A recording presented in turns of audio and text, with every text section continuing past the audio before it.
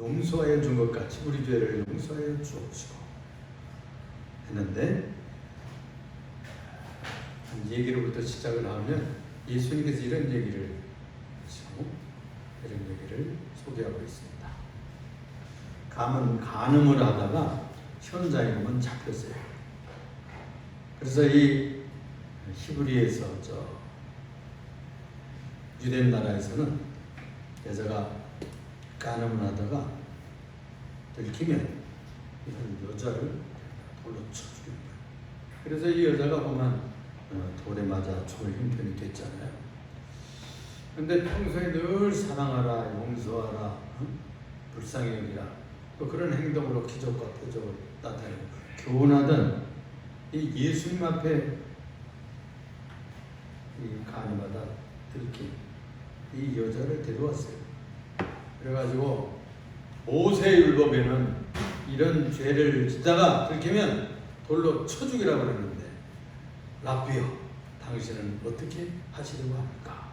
라고 예수님이 어떻게 대처하는지 보려고, 그리고 고투리를 어떻게 잡을까 해가지고서는 책잡으려고 이런 문제를 던졌습니다. 그런데 예수님의 대처 방법은 아주 달랐어요. 우리가 자꾸 대처합니다. 돌로 칠까요 말까요? 그런데 예수님은 땅에 앉아가지고 뭘 자꾸 쓰시는 거예요. 글씨를 자꾸 쓰셔요. 그래서 예수님께서 일어나서 그런 말씀을 하시잖아요. 너희 중에 죄 없는 자가 먼저 돌로 쳐라. 전승에 의하면, 성경에는 그게 없어요. 전승에 의하면 예수님께서 앉아서 제일 먼저 앞줄에서 돌을 가지고 내려치려고 하는 그 청년, 장년들의 이름을 쓰고요.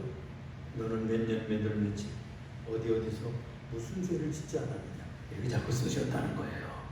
응? 발표는 안 하고 앞에서 돌로 치다가 자기 이름을 쓰고 자기의 죄를 자꾸 적었다는 거예요. 그러니까 도저히 돌로 칠 수가 없는 거죠.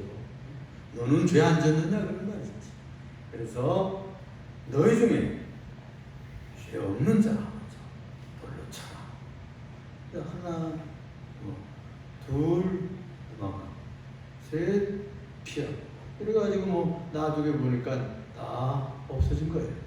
그러자 예수님께서 하신 말씀이, 너를 정죄하던 자들이 어디 있느냐? 예수님께서 여인에게 물었어요. 없습니다. 나도 너를 정죄하지 아니하노니 가서 다시는 죄를 범하지 말라. 이렇게 교훈해서 보내시고, 용서해서 보내시고, 살려서 보내셨어요. 죄는 로마서에 보면은 사형에 해당한다는 표현이 있어요. 바울 사도가 그랬어요. 이런 죄를 짓는 자들은 사형에 해당하는 줄 알면서도 그 죄를 또 짓고 또 그 죄를 짓는 사람은 옳다 하는도다, 그런 말씀이 나와요. 누가복음 5장 32절에 보면 내가 의인을 부르러 온 것이 아니라 죄인을 불러 구원하려 왔다, 회개시키러 왔다, 이런 말씀을 하셨습니다. 그러니까 이 땅에 있을 때 죄를 회개하고 돌아오는 자들에게 다 용서하셔요. 이 땅 위에서 살다가 죄 안 짓는 사람이 어디 있겠어요? 허물이 없는 사람 어디 있겠어요? 털어서 먼지 나지 않는 사람이 그 누가 있겠습니까? 그런데 죄를 회개하기만 하면 다 용서해 주기로 좀 작정하신 거예요. 예수님은 용서를 기뻐하셨고요, 또 용서하는 삶을 우리들에게 기대하시고 가르치고 있는 것이죠. 왜냐하면 땅 위에서 살 때 죄를 해결해야 심판주 앞에 설 때 천국에 갈 수 있는 판결을 받는 것이죠. 이 땅 위에서 죄를 인식하고 내가 얼마나 부족하다는 것을 알고 회개하고 예수님의 보혈을 힘입어 우리가 속죄함을 받고 대성함을 받았다는 이 은총에 감사하고 사는 훈련을 해야 됩니다. 그래서 이 땅 위에 살 때 그래서 이 죄를 해결해야 심판주 앞에 당당히 설 수 있어요. 그런데 만일 이 땅에 살면서 죄를 갚든지 회개하든지 뭐 어떻게 해야 될 거 아니에요. 응? 저 세상에 가기 전에. 그런데 그거 하지 않고 있다가 죄를 덤벅 쓰고 안고 그 하나님 앞에 서게 되면 죄만 지옥에 보내는 게 아니에요. 죄와 함께 죄를 들춰시고 죄를 한 점 지고 올라온 우리도 함께 지옥에 던진다고 말씀하고 있는 것이 성경의 가르침입니다. 그러니까 미리 세상에 살 동안에 죄짐을 다 떨어버려야 돼. 죄의 먼지를 떨어버리고 죄의 때국을 다 씻어버리고 이런 작업을 하라고 주님께서 가르치는 겁니다. 그래서 이 죄 문제는 정말로 심각한 문제입니다. 요즘에는 교회에서 죄 얘기를 좀 덜 한다고 해요. 죄 얘기 많이 하면 듣기 싫다고. 헌금 안 낸대. 그런다고 죄 얘기를 하지 말라고 그래요. 그런데 성경에 읽어보면 읽어볼수록 죄 문제가 가장 큰 문제인 것을 알 수 있어요. 왜냐하면 이 죄가 우리의 영원의 문제를 결정합니다. 결판돼요. 죄가 있느냐 처리하고 왔느냐 안 했느냐에 따라서 주님이 해주신 이 부자와 나사로 얘기를 읽어볼 것 같으면 더 그렇습니다. 병들고 가난했지만 이 거지 나사로는 아마 하나님을 공경하고 살았던 것 같아요. 병들고 고통스럽고 또 잘 사는 집 문전에서 떨어지는 빵구스러기 얻어먹으면서 그렇게 살다 갔어요. 평생 동안 호요시감에 살던 이 부자도 저 세상에 갔습니다. 그런데 예수님의 말씀에 의하면 나사로는 낙원에 들어갔어요. 아브라함의 품에 위로받고 쉬고 영생복락을 누리고 있어요. 그런데 이 부자 이름을 밝히지 않아서 주님 얼마나 젠틀한지 몰라. 나사로는 이름이 드러나 있는데 천국 간 사람, 부자는 이름을 숨겨줬어요. 얼마나 인격을 이렇게 높여주고 인정해주고 그런지 몰라. 이 부자는 불지역에 떨어져가지고 물 한 방울이 그리웠습니다. 계속 그 물 한 방울이 없어가지고 울부짖고 물 한 방울을 요청해요. 내가 너에게도 갈 수 없고 너희가 우리의 삶에 너무나 큰 차원의 격차가 있어. 천국과 지옥은 차원의 격차가 있어. 거기에 피트가 있다고 했어요. 구렁텅이가 있다고 했어요. 여기는 차원의 차이가 있다. 그래가지고 천국에서 거기 갈 필요도 없고 가지도 못하고 또 지옥에 떨어지면 천국 올 수도 없고 너무나 먼 것이고 차원이 다른 곳이다. 갈 수가 없구나. 그렇게 아브라함이 얘기하는 얘기를 들을 수가 있는 것입니다. 세상에서 이 부자는 이 성경 읽어보면은 뭐 그렇게 큰 문제는 있지 않아요. 도둑질했다든지 사기쳤다든지 무슨 뭐 이런 얘기가 없어요. 그런 건 아니에요. 자기들이 상속을 받은 것인지 무슨 돈을 벌었는지 어떻게 해서도 하여튼 풍요하게 살았다는 말씀. 풍요 자체야 무슨 문제 있습니까? 그런데 그거를 가지고 어떻게 살았느냐가 문제라는 말씀. 그는 이 세상에 살면서 이웃에 대해서 관심이 없었습니다. 하나님 경외에 대해서 관심이 없었습니다. 그게 문제인 것이죠. 제 쾌락과 제 평안과 제 즐거움을 위해서 살다가 갔어요. 문전거지가 배고파도 관심이 없었어요. 개들이 와서 핥는 저 헌대를 보았을 겁니다. 부자가 문전에 들어오고 나가는 걸 보았을 거 아니에요. 그런데 아무 관심이 조처를 하지 않았어요. 왜 내가 부자로 살게 되었는가? 왜 나에게 많은 재물을 주셨는지, 내가 이 세상에 온 사명이 무엇인지, 무엇 때문에 복을 받았는지 아무 생각을 하지 않았다. 예수님께서 또 이런 부자 얘기를 했습니다. 어리석은 부자 얘기를 또 하나 해주셨는데 이 어떤 농부가요. 그의 소출이 엄청 많아진 거예요. 풍작이 된 겁니다. 그래가지고 고민을 하다가 어디 갈까 하다가 창고를 더 짓자. 그래가지고 창고에다가 막 그냥 가득 채웠어요. 그러고서는 이렇게 말했다는 것이죠.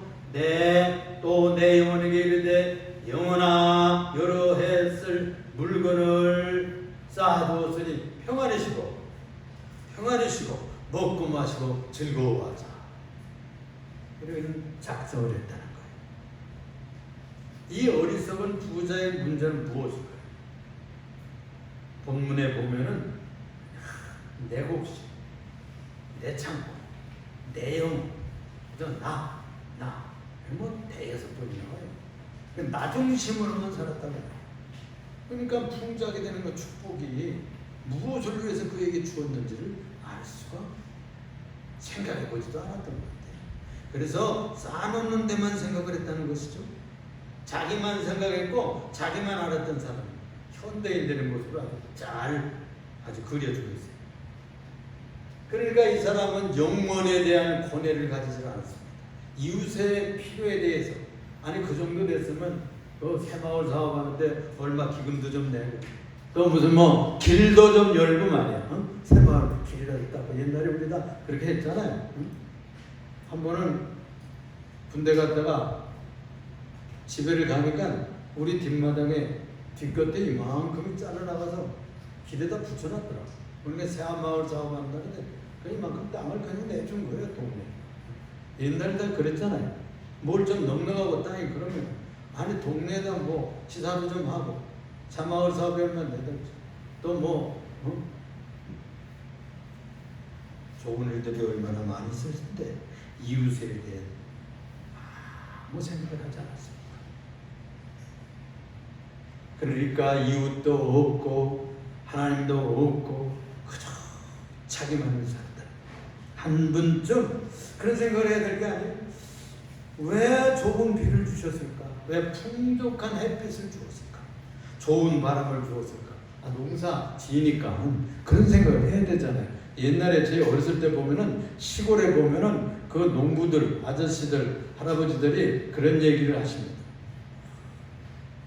옛날에는 뭐 농약을 안 치고 그러니까 메뚜기들이 막 메뚜기 잡으러 가고 뭐 아이들이 동네 아들 가서 뭐 그러잖아요. 참 올해는 풍작이라고 좋은 비를 주셔서 거기다 높임말을 써요. 좋은 비를 주셔서 꼭 하나님 믿지 않는 것 같지만 그들의 마음에 하늘이 비를 준다는, 하늘의 햇빛을 준다는 그런 생각을 늘 가지고 있었어요. 그들이 복된 인생을 산 겁니다. 적어도 그런 생각을 했어야 될 건 아니에요. 왜 내게 직장 주고 내가 이 민족에게 태어나고 내가 이 가문에 왜 태어났는지, 왜 내게 가정과 교회를 주고 땅과 풍족을 주었는지, 창고를 짓게 했는지 생각했어요. 누가복음 12장 20절에 보면은 하나님께서 이 어리석은 부자의 이런 얘기를 하잖아요. 하나님은 이르시되 어리석은 자여 오늘 밤 내 영혼을 도로 찾으리니 그러면 네 예비한 것이 네 것이 되지? 라고 묻고 있습니다. 그러면 여러분 죄라는 게 무엇일까요?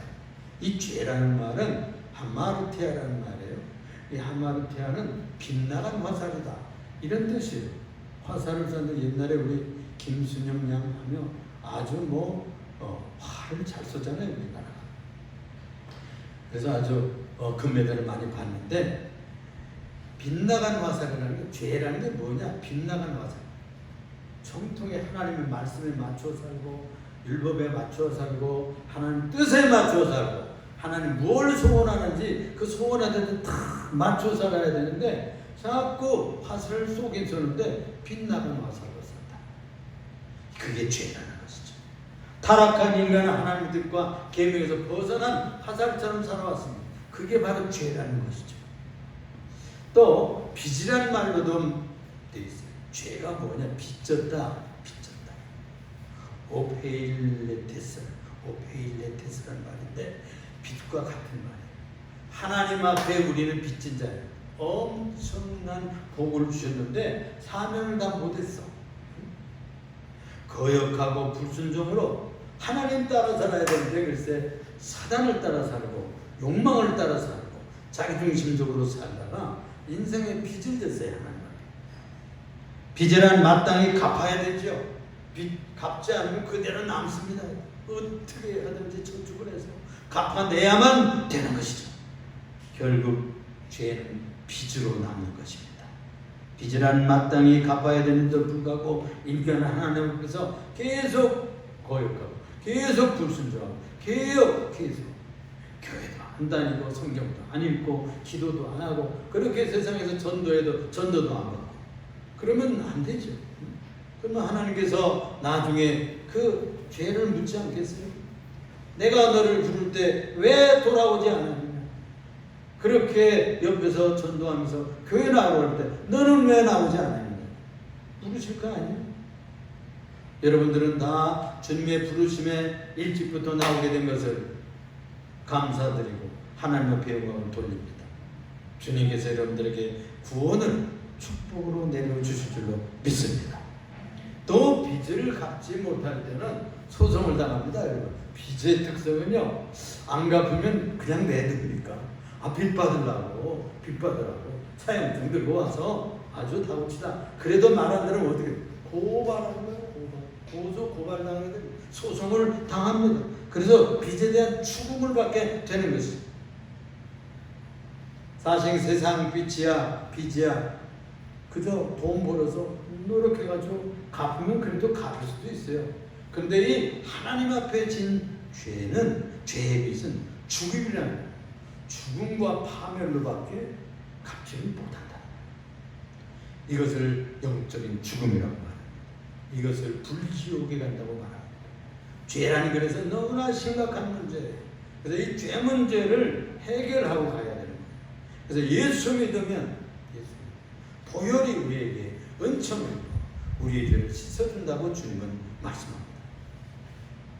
죄가 심각한 빚이 되는 데는 세 가지 이유가 있어요. 첫째는 그 빚은 거부할 길이 없어요.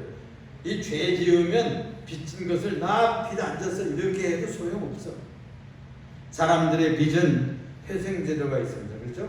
파산 선고하고 나의 빚 못 갚겠어요. 이제 경제생활 나는 파산했어. 이렇게 하면 아주 파산제도가 있어가지고 더 갚을 것이 없으면 받지는 않아. 그런데 법원에서 그 신청을 하면 구제받는 일도 있다고 해요. 하지만은 이 죄의 빚, 죄악의 빚은 인간의 수단과 방법으로 헤어날 길이 없다는 것이죠. 시편 50편 22절에 보면 하나님을 잊어버린 너희여 이제 이를 생각하라. 그렇지 않으면 내가 너희를 찢으리니 건질 자가 없을 것이다 라고 했어요. 두 번째는 이 죄의 빚은 다른 사람이 변제해 줄 수가 없어요. 우리가 세상 빚은 형님들이 또 동생이 또는 부모가 또는 자식이 빚을 대신 갚아줄 수 있잖아요. 그런데 이 하나님 앞에 진 빚은 다른 누구도 해결할 수가 없어요. 특별히 인간들은 해결할 자격이 없어요. 왜? 다 자기도 죄인이야. 자기도 다 죄를 짊어지고 있어요. 그래서 절대 그들의 희생이나 수고나 빚을 갚아줄 수가 없다는 거예요. 하늘에 있는 천사들이라도 그렇게 대신할 수가 없다는 것입니다. 욥기 10장 7절에 보니까 주께서는 내가 악하지 않은 줄을 아시나이다. 주의 손에서 벗어나게 할 자도 없나이다. 주의 손에서 벗어나게 할 자가 없다는 거예요. 죄진 죄인들이 하나님께서 심판하신 그 철칙을 벗어날 수가 없어요. 세 번째로 죄의 빚은 불지옥에서만 처리된다고 말하고 있습니다. 거기는 영원한 형벌을 처리하는 것이죠. 죄악의 빚을 진 사람들은 늘 지은 죄를 변명하고 또 이렇게 설명하고 저렇게 설명하지만 죄가 없어지질 않습니다. 그 딱 한 가지가 있는데 회개하는, 주님 앞에 나와서 회개하면, 예수 믿고 회개하면 용서해 줘요. 그래서 예수 믿으라고 하는 거예요. 사무엘상 15장 20절에 읽어볼 것 같으면 그 이후에 이런 얘기가 나옵니다. 여러분들이 잘 아는 사무엘 선지자 있죠? 사무엘 때 사무엘에 의해서 두 왕이 서게 됩니다. 하나는 사울이라는 왕. 사울이 키가 크고 얼마나 잘났는지 아주 처음에는 겸손하고 멋있는 왕 노릇을 했어요. 그런데 차츰차츰 인간의 눈치를 보고 또 족장 지파들의 눈치를 보다가 결국 하나님의 명령을 어기게 되는 겁니다. 이 하나님의 명령을 어기는 이유가 뭐냐면 자기 중심적으로 생각하고 인간 중심적으로 생각했어요. 자기가 하나님의 기름 부음을 받아서 왕이 되었는데도 불구하고 하나님의 명령이 떨어졌습니다. 당신은 빨리 가서 저 아말렉에 대해서 원수된 그 원수를 갚으라 하면서 이 아말렉 족속들이요 모세 시대 출애굽한 백성들이 뒤를 추적했어요. 여러분 행군을 하면 연약한 사람들은 뒤에 떨어집니다. 그러니까 옛날에 그 이스라엘 백성들이 행군을 해서 쭉 하는데 얼마나 부인들이 다리가 아팠겠어요. 어린아이들이 얼마나 다리가 아팠겠어요. 뒤에 다 처진 거예요. 근데 이 아말렉 군대들이 뒤에서 이 부인들과 그리고 이 아이들을 막 공격을 했어요. 이것이 철천지 원수가 됐습니다. 그래서 대대로 갚아라. 그 원수를 대대로 갚아라. 그래 이스라엘 민족의 대대의 원수가 어디입니까? 아말렉이야. 아말렉. 여러분 우리 크리스찬들의 대대로 원수가 어딜까요? 여러분 우리 민족의 원수들이 어디 있어요? 이 나라에 적들이 있죠. 적들이. 우리를 망하게 하려고 하고 우리를 공격하고 우리의 뒤통수를 주고 그런 민족들과 나라들이 있잖아요. 그래서 공개적으로 내가 설교는 얘기는 안 하겠어요. 여러분 다 아시잖아요. 그런데 사울에게 그 명령을 내렸어요. 아말렉을 가서 치려고 하라. 갔어요. 그 아강 왕을 승리를 대승해가지고서는 아강을 잡았는데 죽이지 않고 살려왔어요. 그리고서는 멋있는 아말렉의 처녀들, 아름다운 청년들, 총각들 다 잡아왔어요. 노예로 삼다. 그리고 좋은 소, 양 이런 좋은 짐승들 약대들 막 끌어왔어요.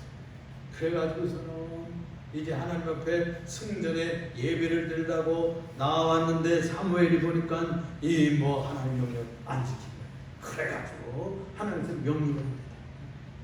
사무엘이 책망합니다. 어째서 하나님의 명령을 지키지 않느냐. 듣는 것이 순종하는 것이 얼마나 귀한 제사보다 수양이 기름보다 나은 것이 어째서 당신은 하나님 앞에 순종하지 않았습니까? 이제 하나님께서 당신을 버릴 것입니다. 그래가지고요 버리게 되는 것이에요. 그런데요 이 원수를 안 갚아는 거 그게 대가 내려가서 나라가 망하고요 유대 나라가 망하고 나중에는 저 유대 나라가 어디로 포로되어 갔어요? 어디로 갔어요?